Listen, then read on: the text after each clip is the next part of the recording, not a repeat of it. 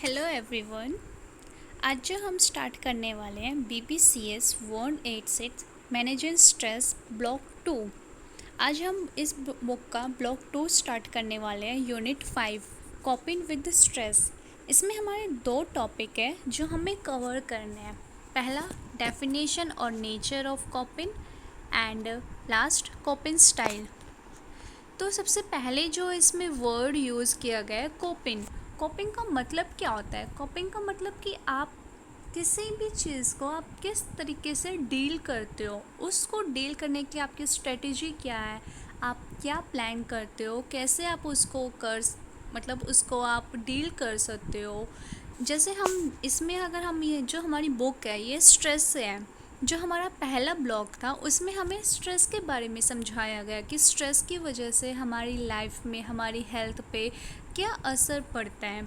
अब हमें यहाँ सेकंड ब्लॉक में हमें समझाया गया है कि हम अपने स्ट्रेस को कैसे कंट्रोल कर सकते हैं, उसको कैसे डील कर सकते हैं, उसके लिए हम क्या क्या स्ट्रेटजीज है जो हम अडॉप्ट करके उनको अपने स्ट्रेस को कम कर सकते हैं। तो हम जो डेफिनेशन है, अगर हम कॉपिंग की डेफिनेशन देखें तो इसमें डेफिनेशन में हमें बताया गया है कि एक इंडिविजुअल जब अपना जो उसके जो भी वो स्ट्रेस फील करता है, उस जो भी उस ऐसा कोई इवेंट होता है जिसकी वजह से उसको स्ट्रेस हो रहा है, उससे रिलेटेड वो ऐसे क्या किस तरीके से रिस्पॉन्स करता है, उसको डील करने के लिए वो क्या क्या चीज़ें करता है, क्या क्या स्ट्रेटजीज करता है, क्या एफ़र्ट्स डालता है, ये सारी चीज़ें हम देखते हैं अपने कॉपिंग में। और कॉपिंग का जो कंटेस्ट है वो कुछ दो पार्ट्स में भी है, एक इंस्ट्रूमेंट और एक पैलिमेटिव। इंस्ट्रूमेंटल मतलब वो हम उसको डिनोट करते हैं कॉग्निटिव अप्रेशल से और कन्फ्लिक्ट से। कि कन्फ्लिक्ट से ये होता है कि हम कई बार अपनी जो हमारे इमोशंस होते हैं उनसे हम लड़ते हैं ना, कि हमारी ये इमोशंस क्यों आ रहे हैं, हमें इनसे फ़ाइट करना है, हम वो भी चीज़ें हम फेस करते हैं। और पैलेटिव कॉपिंग डिनोट करता है कि हम किस तरीके से अपने इमोशंस को रेगुलेट करते हैं, उनको हम किस तरीके से देखते हैं कि हम इसको कैसे रेगुलेट कर सकते हैं। और इसका रिज़ल्ट एज अ रिज़ल्ट ये होता है कि जो कॉग्निटिव रेप्रेशन होता है वो सिचुएशन और इवेंट्स के ऊपर डिपेंड होता है। जैसे हमने कॉग्निटिव एप्रेशल मॉडल के बारे में हमने यूनिट 2 में हमने पढ़ा था कि हम वहाँ पे दो स्टेजेस देखते हैं, एक प्राइमरी और सेकेंडरी। हम प्राइमरी में देखते हैं कि हम किस तरीके से स्ट्रेस हमारे लिए नेगेटिव होता है, पॉजिटिव होता है। फिर उसके बाद हम सेकेंडरी स्टेज पे जाते हैं, वहाँ पे हम अपनी स्ट्रेटजीज़ वगैरह या फिर उससे लड़ने के लिए जो हमें रिसोर्सेज की ज़रूरत होती है वो चीज़ें हम देखते हैं, फिर हम डील करने की कोशिश करते हैं। तो वही चीज़ बताया गया है कि आप किस तरीके से आप अपने स्ट्रेस को डील करने के लिए क्या क्या करते हो। ठीक है। उसके बाद हम देख सकते हैं कि इसमें हम जब अपने स्ट्रेस को कम करने के लिए अडेप्टिव और मेल अडेप्टिव स्ट्रेटजीज़ भी अपनाते हैं। जैसे अडेप्टिव होता है कि इसमें क्या होता है कि हमें ना अपने स्ट्रेस को सिर्फ हम अपने स्ट्रेस को ही कम नहीं करते हैं, बल्कि बहुत लंबे टाइम तक हमारे लिए वो पॉजिटिव रिज़ल्ट लेके आता है।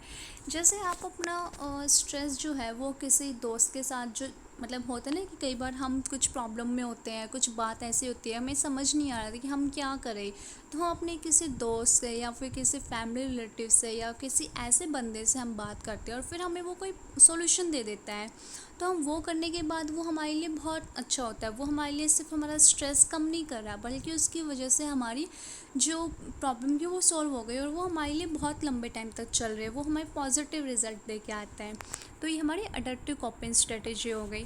कई लोग मेल अडेप्टिव कॉपिंग स्ट्रेटजीज अपनाते हैं, और वो मेल अडेप्टिव कॉपिंग स्ट्रेटजीज क्या होती है कि इसमें क्या होता है कि लोग है ना थोड़े टाइम के लिए अपना स्ट्रेस को कम करते हैं, बट उसका जो नेगेटिव इम्पैक्ट है ना वो आपकी फ़िज़िकल एंड साइकोलॉजिकली हेल्थ पे असर डालता है।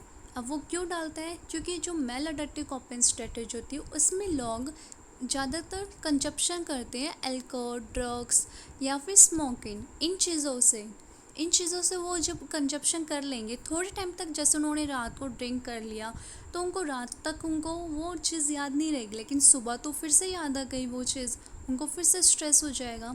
और वो वही चीज़ अगर रेगुलर करते रहे तो उनकी फ़िज़िकल हेल्थ पे तो असर पड़ेगा ही, और साथ ही साथ उनकी जो साइकोलॉजिकली अंदर से जो उनकी जो वो चीज़ें होती है ना, हम सोचते हैं, हमारी थिंकिंग, और अंदर से भी बहुत सारी प्रॉब्लम्स स्टार्ट हो जाएंगी। ठीक है।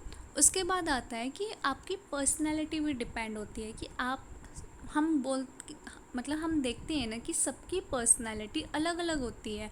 तो सबके जो स्ट्रेटजीज़ होंगे या अपने स्ट्रेस को कम करना या ज़्यादा करना, वो सबका अलग अलग तरीका होता है। तो वो सबकी पर्सनैलिटी के ऊपर डिपेंड होता है कौन कितना स्ट्रेस को लेता है, कितना कम लेता है, और वो किस तरीके से रिएक्ट करता है।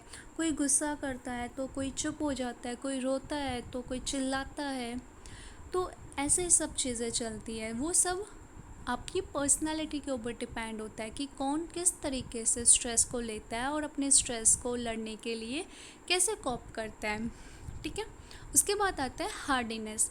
हार्डीनेस ये हमारा ना तीन तीन मेन कॉन्सेप्ट होते हैं, उनसे रिलेट होता है। जैसे कमिटमेंट, अगर हम कुछ कमिटमेंट दे देते हैं तो हम वो करते ही हैं।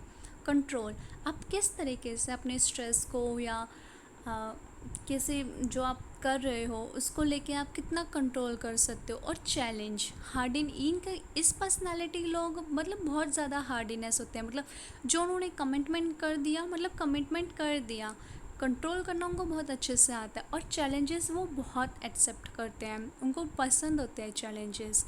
तो एक ये पॉइंट भी हो सकता है कि आप इन पॉइंट से भी आप अपने स्ट्रेस को कम कर सकते हैं। जैसे बहुत सारे लोग होते हैं जो बहुत ज़्यादा हार्डीनेस टाइप के होते हैं। ठीक है। अब आता है एक style of attitude. Style of attitudes में भी बहुत सारी चीज़ें वो देखते हैं कि हम इसमें ये भी बहुत लोग अडप्ट करते हैं अपने स्ट्रेस को कम करने की। जैसे कई लोग ऑप्टिमिस्ट होते हैं और कुछ पेसिमिस्ट होते हैं, ये भी चीज़ हम देख सकते हैं। लेकिन जो ऑप्टिमिस्ट है वो बहुत ज़्यादा बेटर होता है स्ट्रेसफुल सिचुएशन को कॉप करने के लिए, अगर हम पेसिमिस्टिव से कंपेयर करें तो। उसके बाद आता है मैन और वुमेन।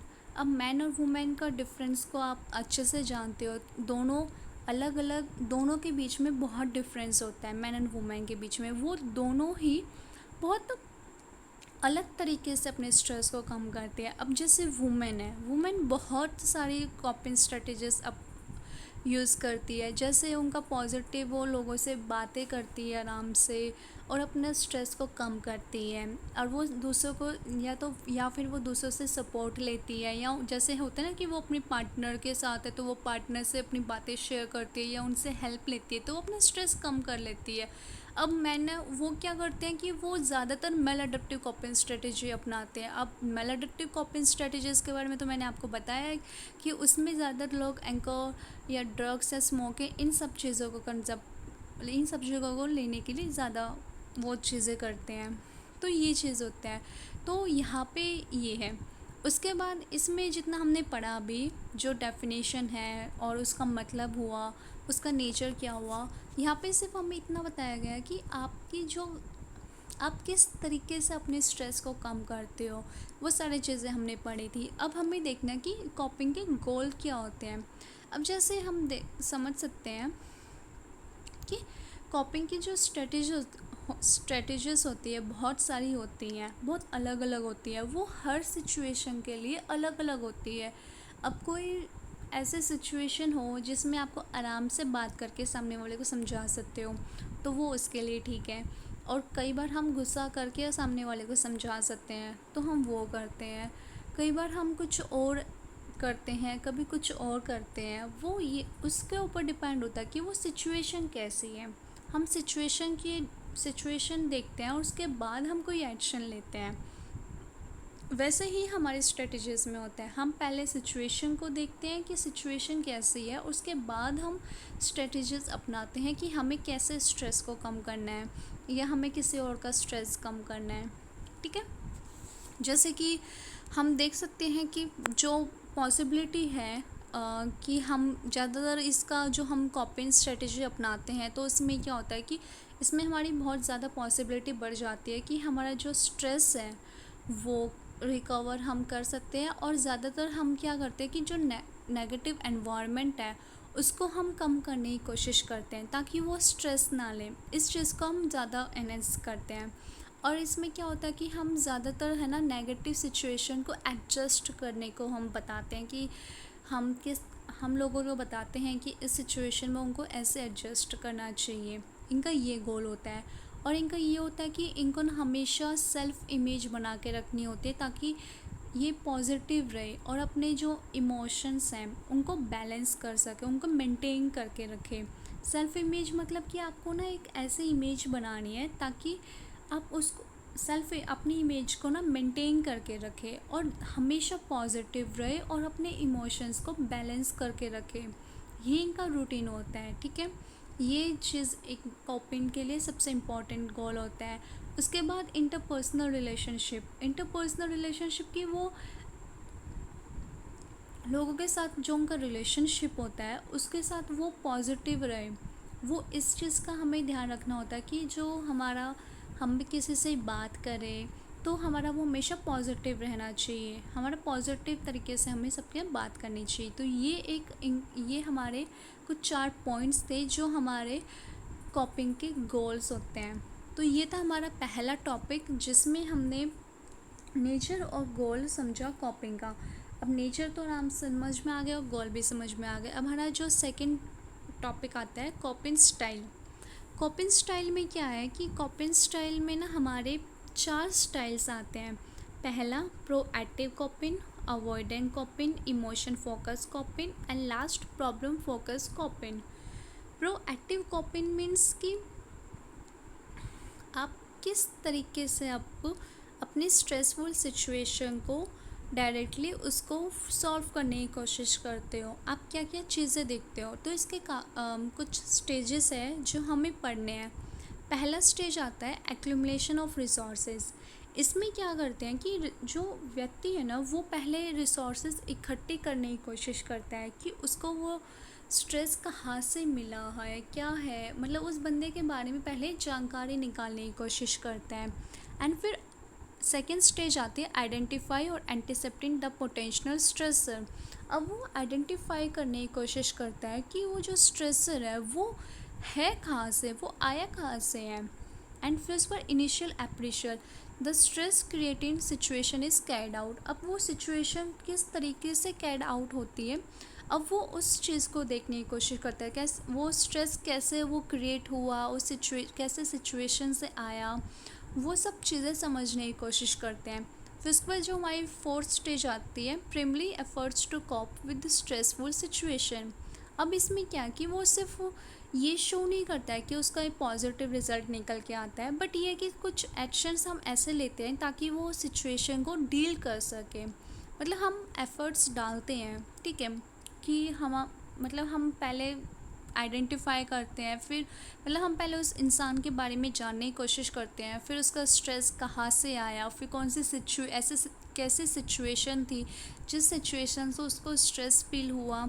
एंड फिर उसके बाद हम कुछ एफ़र्ट्स डालने की कोशिश करते हैं ताकि उसका स्ट्रेस कम हो सके और उसका हम श्योर नहीं होते हैं कि उसका पॉजिटिव रिज़ल्ट निकल के आएगा, बट हम फिर भी ट्राई करते हैं उस सिचुएशन को डील करने के लिए।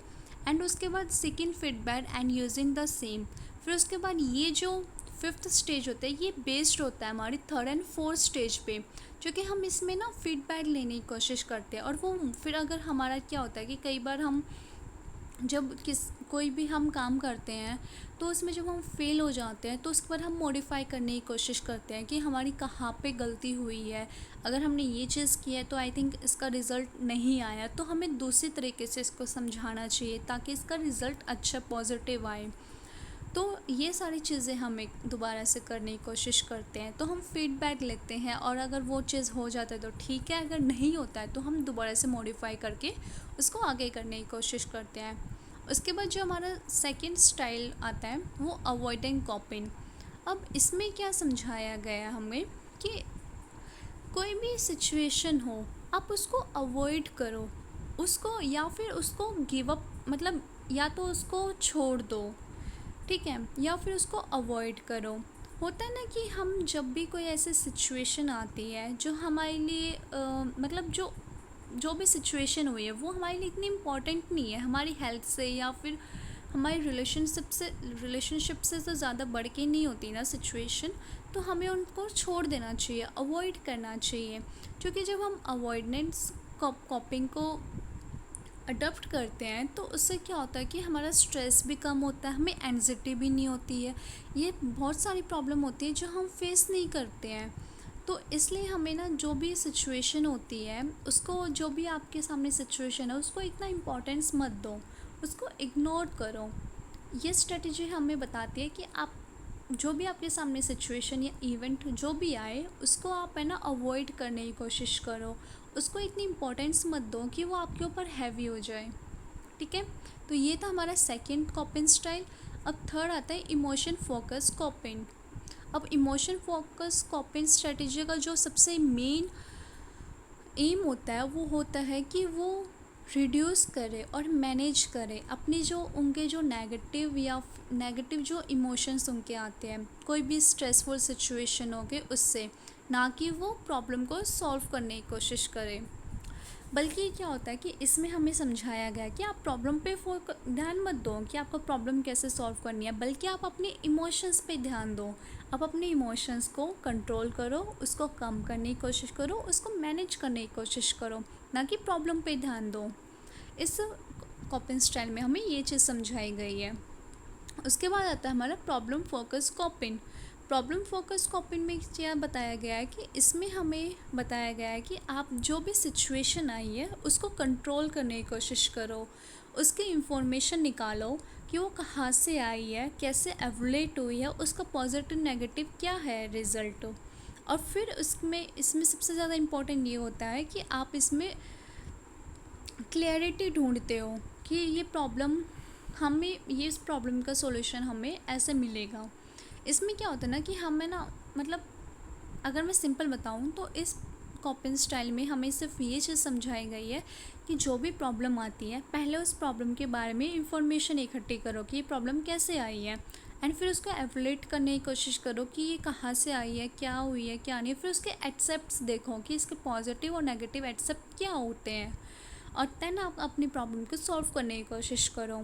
तो ये था हमारा यूनिट 5 ब्लॉक 2 का कॉपिंग, जिसमें हमें कॉपिंग के बारे में बहुत सारी चीज़ें बताई गई है।